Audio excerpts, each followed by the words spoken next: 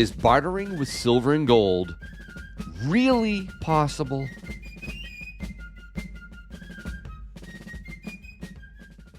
SD Bullion is at it again, but this time with a monster box full of Silver Tree of Life coins. Enter today at sdbullion.com/sweepstakes. Hey everyone, thanks for watching Yankee Stacking. I'm starting a series of videos designed to answer the frequently asked questions about stacking gold and silver. To kick it off, this video will be dedicated to the topic of bartering for goods and services with silver and maybe a little bit of gold. Now, this is a major tenet of my stacking strategy, which I've called Stacking the Yankee Way for 6 years now. I could sell my gold and silver if I had to for more fiat currency, but I converted a lot of fiat currency to silver and gold in the first place, and I really don't want to go the other direction. But if I had to, I could, but I don't want to and actually never expect to. But back to bartering. I get asked some really good questions surrounding barter. I also get a lot of snide remarks, like the classic, "You can't eat silver, Yankee." True, but you can't eat many other things we value, like maybe a picture on your wall, or this. You can't eat this $20 bill, but I bet those who say you can't eat silver still hold these. Some claim no one's going to want your silver in an SHTF scenario, Yankee. Fair enough. Maybe you're right. That's one reason why I prep with many other supplies, like coffee, ammo, for instance. However, I believe that exchanging goods for goods will eventually become frustratingly futile. Hammers for hens aren't going to cut it for the long term. Eventually, we're going to need an easily recognizable, highly trusted, and low-tech medium for exchange. I say low-tech because, guys, we may not have the internet. Gold, and especially silver, are tailor-made for this purpose. They have a history of being an effective medium of exchange. What are you, Yankee, a doomsday prepper? I get that question too. Or the classic comment, "I can't stand all this doom and gloom. You're so pessimistic. Unsubscribing." I do try to keep this channel informative and entertaining, but I'm a realist. When I look at this wonderful country of ours and the world we live in, when I look at history, I can see the likely results of decades of fiscal and monetary madness, and it compels me to stack and prep for a worst-case scenario, even if I'm wrong. So, do I think a Mad Max world is likely? No. Obviously, not the Hollywood version. But how about a massive disruption in our just-in-time supply chains? Yeah. Or a banking crisis. How about the demise of the dollar as the world's reserve currency? Or the end of the petrodollar? Oh, oops, I'm a little late on that one. I also get comments around the legality of a barter scenario. These are good questions. Won't the government make it illegal? Won't they confiscate your silver and gold, Yankee? I can potentially see bartering with silver being forced into a gray or black market one day.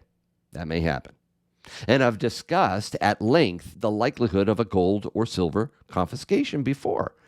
In fact, I have an entire playlist on the topic. The short answer is no. I don't think a modern-day precious metals confiscation is likely for many reasons. I can imagine a current or future president signing some bogus executive order requiring us to use a central bank digital currency, a CBDC, and restricting how we buy and sell. But it won't be easy to keep barter from occurring at a local level. Now, there is a question I got in an email recently that I want to spend the rest of this video on. Glenn from Virginia writes, "I'm wondering what you and Tim and the rest of the stacking community think about the actual practical way of making bartering with gold and silver work in a substantive way or substantial way. Yes, you can barter with your neighbor for food out of his garden or to pay him for handyman services. But seriously, how would you pay your taxes, your insurance bills, your electric bill, your car payment? What an awesome email. And he mentions neighbors or community. Bartering with those close to you that can provide things at a subsistence level is really the most important thing. Frankly, that's precisely and potentially the world I'm prepping and stacking for. Prepping the Yankee Way, another playlist of mine, really needs an update that includes the importance of community. In fact, on Saturday, June 22nd, I'll be headed to the Porcupine Freedom Festival, or Pork Fest, as they call it, part of the Free State Project. I believe Ron Paul will be speaking there. And I'll be exchanging some of my silver directly for food and other goods all day long. No fiat currency to be found. Stay tuned for those videos coming up. But the point is you need to build more communities of trust where barter of any kind can occur. I'll be headed to my local farmers market soon as well. I expect to have no problems whatsoever exchanging my silver for fruits and vegetables. And I believe this type of thing is going to grow. I think it's going to become much more common, not just up here in New Hampshire. Okay, maybe not in the cities as much, but that's a whole different discussion. But before I get to the second part of Glenn's email, here's a question he didn't ask. What will be the real price of silver during or after an SHTF scenario? The simple answer is, I don't know for sure, but I can guarantee you this, it will be market driven. You see, at this point, goods and services are priced in terms of dollars. Today, bartering is done by first converting the price of a product to the appropriate ounces of silver and gold via the spot price.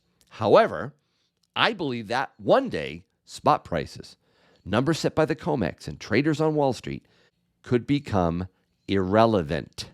I think it's quite possible that goods and services will be priced or measured in ounces of silver and gold and not dollars. You know, I'm really curious if I'll see that reality at Pork Fest. But here's an example. Most of us aren't old enough to remember when gasoline was 20 cents a gallon. I certainly can't. The last time gas averaged 20 cents a gallon was in 1942. 2 silver dimes would buy you a gallon of gas during World War II. The inflation-adjusted price of gas in 1942 was around $3.50. That's $3.50 in today's dollars. What's the national average price for gasoline today? About $3.50 a gallon. And what is the bid price of 2 silver dimes with some wear and tear? About $3.60. Pretty cool, huh? And yes, I can imagine, God forbid, being able to offer 2 silver dimes for a gallon of gas one day. Now, to Glenn's question about how we'd pay our taxes, insurance bills, electric bill, car payments, we will most likely have to navigate some future monetary system, whatever that is. Most likely a CBDC that we've reset our dollar to. The federal government will probably not take payment in gold and silver. However, some states like Arkansas, Oklahoma, Utah, and Wyoming just might. They're the only states that allow their residents to use gold and silver coins as legal tender. And there's roughly 23 other states developing bills to allow this as well. That said, a lot of debts, like taxes, probably won't be payable in precious metals. But if the entire monetary system breaks down due to societal collapse, natural disaster, widespread electrical failure, whatever it is, paying your income taxes or getting evicted from your home may be the least of your worries. Large swaths of population will probably be more focused on basic survival. Corporate and government collection of debt could be really, really difficult to pull off. But short of all that's a disaster, right? I think we'll likely barter for sustenance and other necessary supplies locally, and yet still have to engage with some new currency. No doubt we'll receive government stimulus and make payments digitally if we have to. So I strongly urge you to get out from as much debt as possible. Be prepared to spend the government's digital cash on things that keep you under the radar, right? And use what you buy to potentially barter with, as well as silver and gold. Barter in exchange, primarily with silver, is a real possibility, in my opinion. Maybe not at first, but eventually, if and when things go really bad. And if things really do go bad, you're going to want this stuff in your hands. And maybe a well-armed, trusted community to help keep it there. So as always, stack on, prep on. Thanks for watching, and I hope your day is A-OK.